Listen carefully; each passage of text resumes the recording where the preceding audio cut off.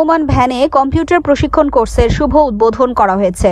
বেকার যুব ও যুব নারীদের জন্য ভ্রাম্যমাণ কম্পিউটার ভ্যানে প্রশিক্ষণ কোর্সের উদ্বোধন করা হয়েছে।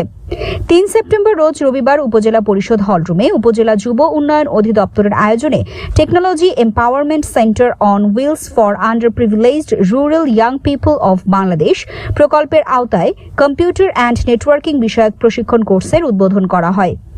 উপজেলা নির্বাহী অফিসার এর সভাপতিত্বে ও উপজেলা যুব উন্নয়ন কর্মকর্তা আলোচনায় প্রধান অতিথি হিসেবে উপস্থিত ছিলেন জেলা যুব উন্নয়ন অধিদপ্তরের উপপরিচালক